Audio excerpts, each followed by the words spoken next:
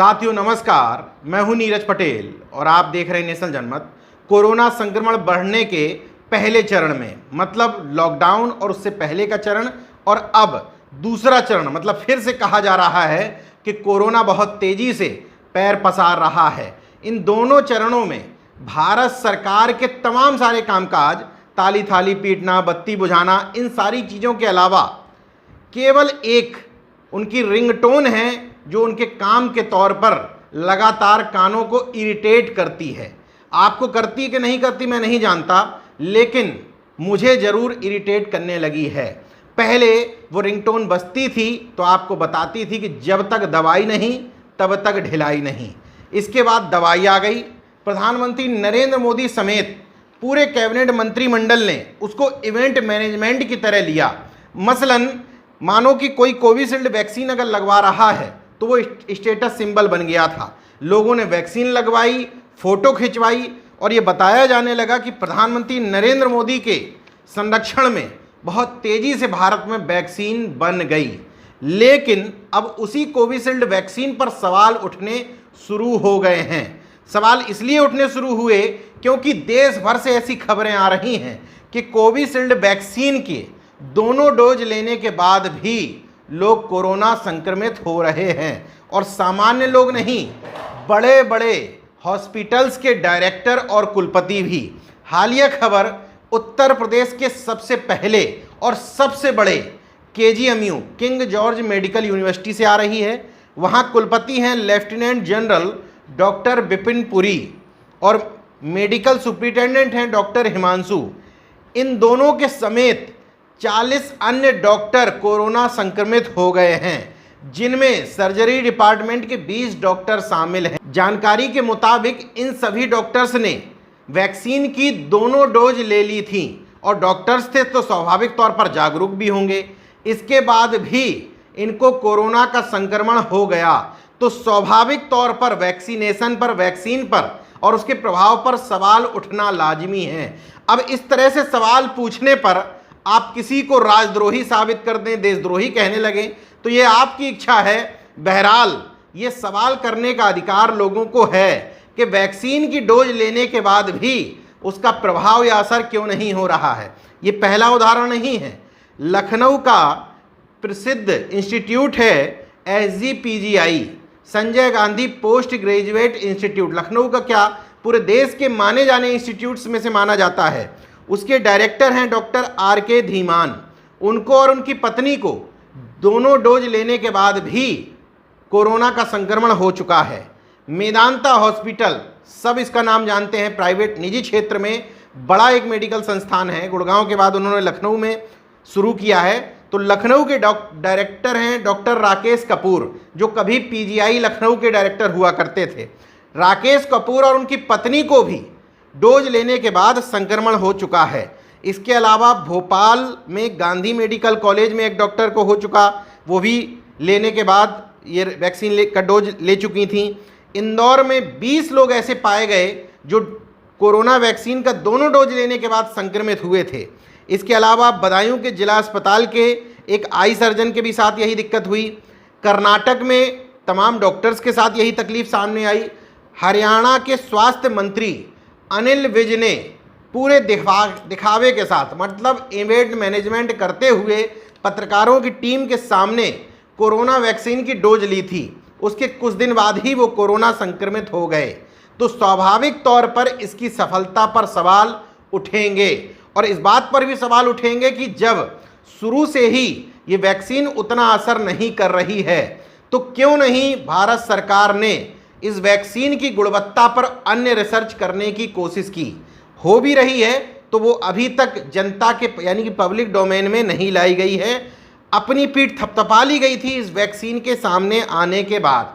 अब इसमें सरकार का या वैक्सीन तैयार करने वाले तमाम सारे डॉक्टर्स का सिर्फ एक पक्ष है कि इम्यूनिटी डेवलप करने में समय लगता है। जिन लोगों ने दोनों डोज ले ली थी उनके अंदर इम्यूनिटी डेवलप नहीं हुई। रेशियो जब आप देखते हैं तो रेशियो बताता है कि बहुत खराब स्थिति है। जागरूक लोग जो तमाम मेडिकल इंस्टीट्यूट्स के डायरेक्टर हैं, कुलपति हैं, खुद में सक्षम डॉक्टर हैं, उन्हीं लोगों को अगर इस तरह का संक्रमण हो रहा है तो स्वाभाविक तौर पर सरकार की कोशिशों के प्रयासों पर और इस वैक्सीनेशन पर सवाल उठेंगे ही उठेंगे। एक बार फिर से उत्तर प्रदेश समेत पूरे देश भर में कहा जाने लगा है कि कोरोना की स्थिति बढ़ रही है। उत्तर प्रदेश में सरकारी आंकड़े बताते हैं कि 1 अप्रैल को 935 नए मामले सामने आए, 2 अप्रैल को 940 मामले, 3 अप्रैल को 1041 मामले, 4 अप्रैल को 1129 मामले, 5 अप्रैल को 1133 मामले, 6 अप्रैल को 1188 मामले। 24 घंटे में 3082 नए मामले आए हैं, 17 लोगों की मौत हो चुकी है और एक महीने में 22,820 नए मामले अकेले उत्तर प्रदेश में बढ़े हैं। इन तमाम सारे आंकड़ों को देखते हुए लगता है कि सरकार जो भी डिसीजन ले रही है, यूनिवर्सिटीज़ बंद करने का, स्कूल बंद करवा देने का, मॉल बंद करवाने का, जो भी डिसीजन वो ले रही है वो डिसीजन सही है। लेकिन इन डिसीजंस पर सवाल तब उठते हैं जब लोग उन टिप्पणियों की तरफ देखते हैं। भले ही मजाक में कहा जाता है, लेकिन बात सही प्रतीत होती है कि जब सरकार में बैठे हुए ही हुक्मरान, चाहे प्रधानमंत्री नरेंद्र मोदी हो, अमित शाह हो या उत्तर प्रदेश के मुख्यमंत्री योगी आदित्यनाथ, जब वो किसी चुनावी प्रदेश में जाते हैं, चाहे पश्चिम बंगाल जाए, असम जाए, वहाँ बड़ी बड़ी रैलियों को संबोधित करते हैं, तो वहाँ आने वाली भीड़ को कोरोना संक्रमण का खतरा क्यों नहीं होता है? और अगर होता है तो आप महज चुनाव जीतने के लिए देश की जनता को खतरे में क्यों डाल रहे हैं? लोग टिप्पणी करते हैं इसीलिए मजाक में कि जहाँ जहाँ चुनाव है वहाँ कोरोना का संक्रमण का खतरा कम हो जा रहा है, लेकिन इस चीज़ को मजाक में लेने की ज़रूरत नहीं है। कोरोना से जिन भी लोगों की मौत हो रही है वो हो तो रही है, अब सरकार उसका उपयोग कर रही है, दुरुपयोग कर रही है, यह आपको समझने की ज़रूरत है, लेकिन एहतियात बरतने की ज़रूरत है।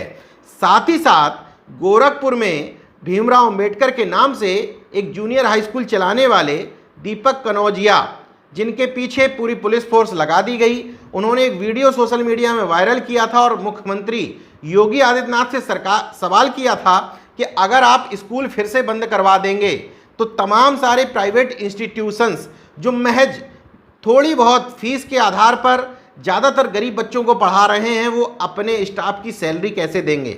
वाजिब सवाल था, लेकिन उस सवाल के साथ में जो चीज़ उन्होंने कही थी वो ज़्यादा महत्वपूर्ण थी। वो बात ये महत्वपूर्ण थी कि अगर सरकार को ऐसा लग रहा है तो जहाँ जहाँ चुनाव हो रहे हैं वहाँ वहाँ कोरोना का संक्रमण का खतरा क्यों नहीं है? उत्तर प्रदेश में कोरोना संक्रमण के बीच में ही अर्धकुंभ हो जाता है, हरिद्वार में महाकुंभ हो जाता है, तैयारी चल रही है बड़े भीषण तौर पर, धार्मिक आयोजनों में हजारों लाखों की संख्या में भीड़ जुटती है। इन सारे आयोजनों की अनुमति क्यों दी जाती है? इसके अलावा गोरखपुर महोत्सव हो जाता है।